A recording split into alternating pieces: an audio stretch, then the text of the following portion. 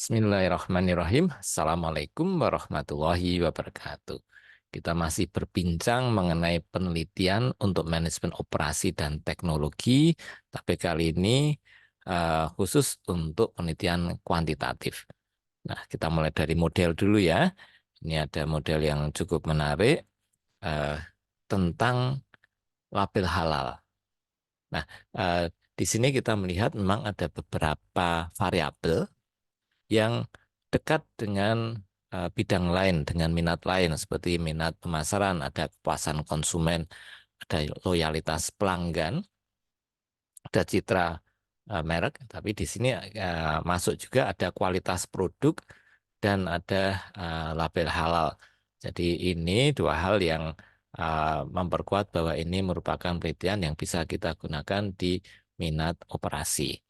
Nah, kita lihat di sini ada hipotesis bahwa label halal mengaruhi kepuasan konsumen dan seterusnya gitu ya.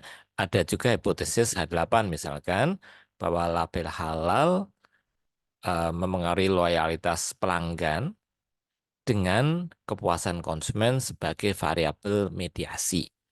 Nah, kemudian H10 juga mediasi juga dan H9 juga mediasi juga. Sehingga kepuasan konsumen ini menjadi mediasi antara tiga variabel independen dengan satu variabel independen di sini. Kemudian kalau kita cari judulnya, berarti yang eh, bisa kita duga judulnya pengaruh label halal, citra merek, dan kualitas produk pada loyalitas pelanggan dengan kepuasan konsumen sebagai variabel mediator atau sebagai mediasi. Oke, coba kita lihat judul yang ada pada halaman paling atas. Nah, pengaruh ya kurang lebih sama seperti itu. Kemudian disebutkan studi kasusnya. Studi kasus pada UMY Buga di Universitas Muhammadiyah Yogyakarta. Kemudian seperti format pada umumnya ada prodi, fakultas, dan universitasnya. Ada halaman keterangan juga. Ada halaman tanda tangan oleh pembimbing maupun ada halaman tanda tangan oleh penguji. Ada pernyataan bahwa ini merupakan karya asli, ada moto, bisa iya, bisa tidak, ada halaman persembahan, ini juga tidak perlu terlalu panjang, dan ada intisari atau abstrak. Abstrak ini menunjukkan misalkan tujuan penelitian, kemudian subjek penelitian, juga objek penelitian tentunya juga disebutkan, dan metodologi. Metodologinya menggunakan purposive sampling, berarti suatu sampling yang menentukan yang ditentukan dengan menggunakan beberapa kriteria tertentu untuk memperoleh responden. Kemudian pakai SEM, Structural Equation Modeling, menggunakan program AMOS. Oke, kemudian di sini jangan lupa juga dituliskan hasil penelitiannya. Dan ditutup dengan kata kunci. Kata kunci bagus kalau sekitar 5 lah. 5 kata-kata kunci yang merupakan kekhasan penelitian ini. Dan nantinya ketika orang search, nanti bisa lebih mudah ketemu. Seperti halnya kalau di Twitter ada hashtag misalkan. Itu fungsinya kurang lebih seperti itu. Dalam bahasa Inggris juga ada abstraknya tentunya. Ada kata pengantar, kepadanya juga silakan aja tidak perlu terlalu panjang. Daftar isi, berbagai aksesoris-aksesoris tadi itu dituliskan di sini, termasuk nanti ada juga daftar isi, daftar gambar, daftar tabel, dan daftar lampiran. Bab 1 pendahuluan, kemudian ada tinjauan pustaka, bab 2 tinjauan pustaka ini berisi tentang penjelasan masing-masing variabel yang berhubungan dengan model yang kita buat. Ada penelitian terdahulu, ada model penelitian, dan ada hubungan antara variabel satu dengan yang lainnya yang tergambarkan dalam hipotesis. Dan metode penelitian, kemudian ada juga nanti hasil penelitiannya. Dan ada, oke, ini cukup lengkap daftar isinya dan ada simpulan. Nah, ketika Anda membuat daftar isi, tentunya pakai fungsi di Microsoft Word untuk membuat TOC, Table of Contents yang otomatis ya, agar lebih cepat memudahkan Anda juga. Daftar gambar, daftar tabel, daftar lampiran tentunya digunakan di situ juga. Kemudian pada latar belakang ini cukup panjang ceritanya karena berhubungan dengan label halal ya.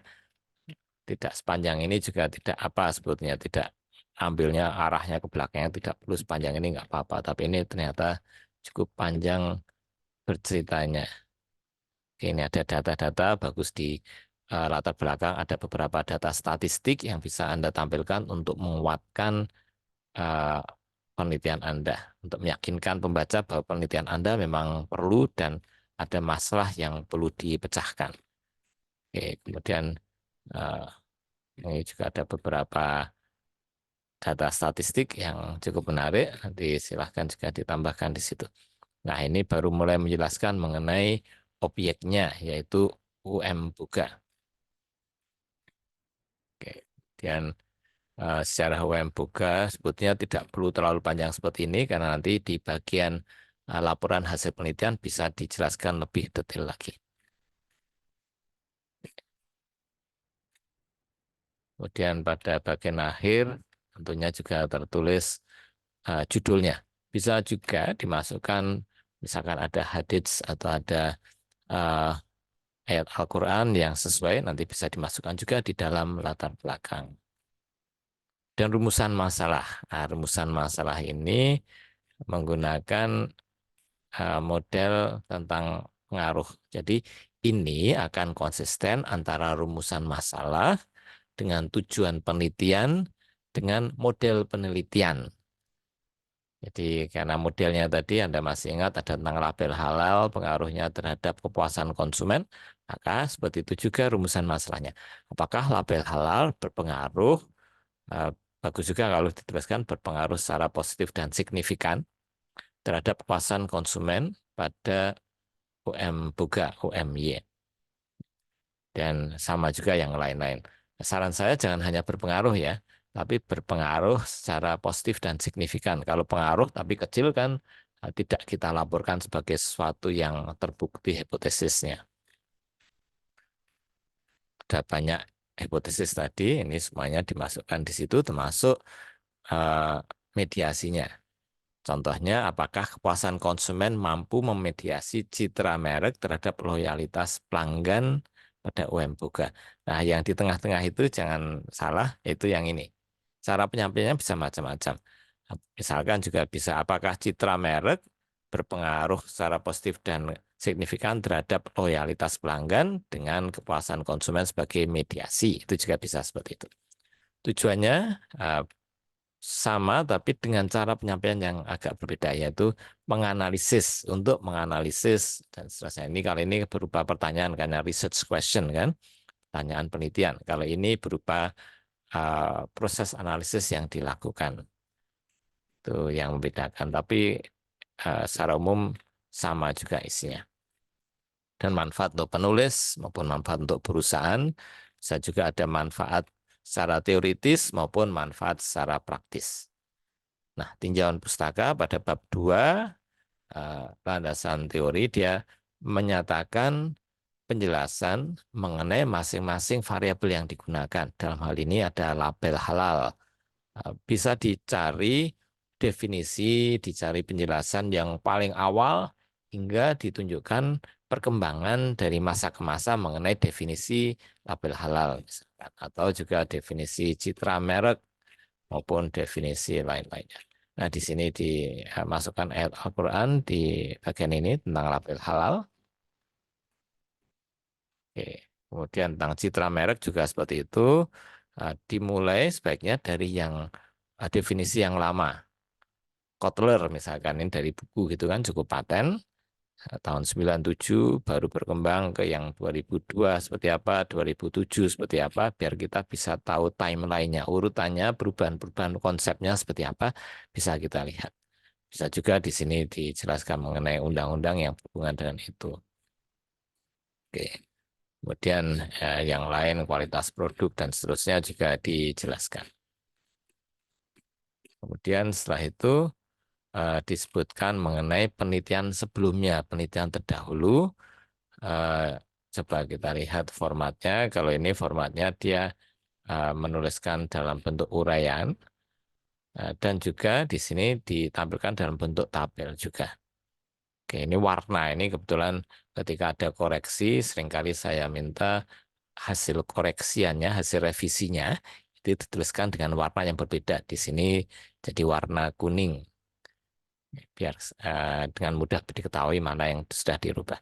Nah, di sini tabel penelitian terdahulu ada peneliti, judul, variabelnya apa saja. Lebih baik kalau ada tulisan variabel independen dan variabel dependennya. Bisa juga ditambahkan seperti itu ya, biar kita bisa membayangkan modelnya dan hasilnya. Hasilnya ya mungkin bisa lebih ringkas sebetulnya, ini panjang penelitiannya. Nah, penelitian yang sebaiknya dimasukkan di sini, terutama penelitian yang ada di jurnal internasional. Kemudian jurnal internasional pun cari yang ya seperti yang biasa kita lakukan, indeks Scopusnya tinggi atau indeks Cintanya tinggi. Kemudian juga dicari jangan hanya Indonesia, tapi juga harus cukup banyak yang menggunakan referensi dari luar negeri, ada penulis asing, biar kita bisa punya gambaran seperti apa yang penelitian dilakukan di luar negeri. Tapi ini karena label halal, kayaknya kemarin teman Anda ini kesulitan untuk mencari referensi dari luar negeri. Ya, sehingga banyak yang dalam, tapi harusnya ya katakanlah minimal 5 lah. Yang penulis jurnal internasional, penulisnya juga orang asing gitu ya. Ini modelnya dinyatakan di sini. Oke, kemudian dijelaskan tentang masing-masing hipotesisnya.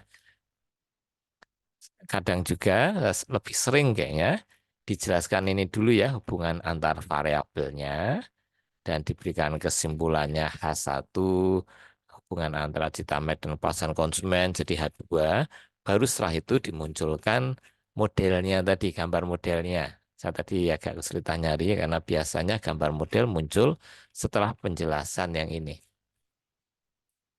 Oke. Kemudian setelah itu kita masuk ke metode penelitian. Metode penelitian bisa cerita kuantitatif, kualitatif, kemudian bisa bercerita, tapi ini terlalu panjang ini kayaknya. Penjelasannya tidak perlu terlalu panjang juga. Kemudian ada objek dan subjek penelitiannya. Objeknya perusahaan yang dikaji, subjeknya itu respondennya siapa saja. Kemudian sampel dan sampling. Nah, ini jelaskan populasi dulu. Populasinya itu siapa saja, berarti apakah semua mahasiswa atau semua orang yang pernah menggunakan jasa dan seterusnya. Eh, Kemudian dijelaskan bahwa ternyata dia pakai purposive sampling. Dari populasi disampel, dipilih eh, beberapa responden tertentu yang mewakili seluruh populasinya. Nah, kriteria yang digunakan dalam purposive sampling ini disebutkan pernah terlibat dalam proses pembelian di dine-in dan take away di UM Buga minimal 17 tahun, dan mahasiswa angkatan 2017 sampai 2020. Oke. Kemudian Anda sebutkan jumlah sampelnya dan apa alasan menggunakan jumlah sampel itu. Nah, ini menggunakan alasan dari bukunya Ghazali untuk analisis SAM menggunakan sampel sampai 100 sampai 200. Bisa juga Anda menggunakan Hare et al. Misalkan yang menyatakan jumlah sampelnya sebaiknya 15 sampai 20 kali dari jumlah variabel. Nah, variabelnya tadi kan ada 5 ya, berarti 5 kali 15 jadi 75. Kalau 5 kali 20 jadi 100 dan sebagainya gitu ya. Tapi yang dihitung sebetulnya bukan hanya variabelnya, tapi indikatornya juga. Oke. Jadi harus hati-hati yang diukur, yang dikalikan 15 itu variabel atau indikator, harusnya indikatornya. Dan jenis data dan data primer, kemudian cara mengumpulkannya itu dengan wawancara, dengan kuesioner, dan seterusnya Anda jelaskan di situ. Dan skalanya, Anda juga masukkan, skalanya menggunakan skala yang dibagi 4 atau bagi 5. Kalau yang ganjil itu Likert skill, kalau yang genap sebetulnya bukan Likert skill ya. Kemudian keuntungan kalau hanya genap itu karena agar orang tidak memilih nilai tengahnya. Kadang orang ragu-ragu sehingga milih lumayan lah, oke-oke saja misalkan gitu ya. Nah ini dengan adanya jumlah yang genap, kita akan maksa orang untuk pilih setuju atau tidak setuju. Nah, biar lebih jelas pendapatannya. Kemudian di sini ada definisi operasional variabel, ini penting sekali dan harus dilakukan dengan cermat karena ini menunjukkan apa definisi yang digunakan untuk variabel, nanti tentu menentukan indikatornya. Nanti akan menentukan validitas, apakah nanti kuesionernya betul-betul mewakili variabel atau tidak. Nah, di sini Anda tuliskan variabelnya apa, definisi yang digunakan apa. Definisi biasanya yang digunakan adalah yang cukup baru gitu ya, yang tahun-tahun baru. Kalau di dalam dasar teori nanti bisa dituliskan sejak dari tahun lama hingga tahun baru. Nah, ini Anda pakai yang mana? Nah, bisa juga ya, nggak harus sih, nggak harus yang bagian yang terbaru, tapi Anda jelaskan dan punya gambaran kenapa kok pilih definisi itu. Kemudian ada indikator. Indikator label halal apa? Kemudian dijelaskan dalam kuesioner itu pertanyaan keberapa itu dijelaskan secara eksplisit ya, biar mudah nanti dilacak apakah cocok atau tidak. Kualitas produk misalkan dia menggunakan definisi dari Mullins and Boyd, kemudian karena buku aslinya nggak ketemu, maka dia tuliskan dalam Kotler 2009. Karena buku yang ketemu baru bukunya Kotler, yang ini tidak. Tapi sebaiknya tetap disebutkan juga, dicari sumber aslinya Mullins and Boyd sehingga bisa dituliskan dalam kurung tahun berapa, 2001 atau yang lainnya. Kemudian indikator yang digunakan pakai Ciptono, ada 4 di sini. Nanti dituliskan pertanyaan keberapa yang menampilkan hal tersebut. Oke, ini juga sama. Kemudian ada uji kualitas instrumen. Kemudian ini pakai SEM. eh, Disebutkan untuk path analysis. Oke, diagram jalur. Oke, seperti ya statistik pada umumnya ya. Kemudian hasil penelitian dan pembahasan. Ini Anda jelaskan secara umum perusahaan yang Anda teliti, dan Anda juga bisa menjelaskan tentang respondennya, ada 180 responden, kemudian Anda menggunakan Google Form ataupun menggunakan yang tercetak juga silakan dilaporkan, dan disebutkan tentang profil responden. Ini tentunya hasil yang ada dari kuesioner ya, profil responden. Ketika membuat kuesioner pun Anda juga harus berpikir sebaiknya seperti apa profilnya. Nah, nanti harus sesuai juga dengan syarat menjadi responden. Kalau Anda ingat purposive samplingnya ya, nah, untuk syarat responden juga harus terwakili di sini. Tadi syaratnya kan 17 tahun ke atas ada di sini. Nah ini agak janggal karena kalau dituliskan masing-masing tahun biasanya dikasih range 17 sampai 20 tahun, 21 sampai 23 tahun dan seterusnya ya. Dikasih range seperti itu aja. Kemudian ini jenis transaksi dan sebagainya. Nah, ini juga bisa dilaporkan dalam tabel terpisah juga bisa. Kemudian setelah itu ada uji instrumen, semuanya valid rupanya, uji reliabilitas, karena ini pakai AMOS, pakai SEM ya, Structural Equation Modeling. Statistik deskriptifnya juga ada di situ. Kemudian tentang ini apa hasil masing-masing variabel, statistik deskriptifnya. Nah, ada baiknya kalau selain ini Anda juga menuliskan skor 2,88 ini kan rata-rata untuk satu indikator. Ini label halal itu variabelnya, LH1, 2, 3 itu indikatornya. Tidak harus seperti ini ya. Lebih enak sebetulnya kalau dituliskan variabel indikatornya itu apa, dituliskan di sini biar kita bisa langsung paham, kita bisa langsung interpretasi. Oke, ya, ini juga bisa tambahkan satu kolom, 2,88 ini tinggi sangat tinggi atau sedang atau kurang dan seterusnya bisa ditambahkan juga. Oke, ya. Ini dan sebagainya ya. Ini kemudian analisis jalur path diagram. Ini kemudian dianalisis di Amos jadi seperti ini. Oke, kemudian ini menunjukkan goodness of faith. Apakah dia itu kuesionernya dan hasil kuesionernya dengan baik cocok atau tidak dengan model yang kita gunakan. Jumlah sampel disebutkan.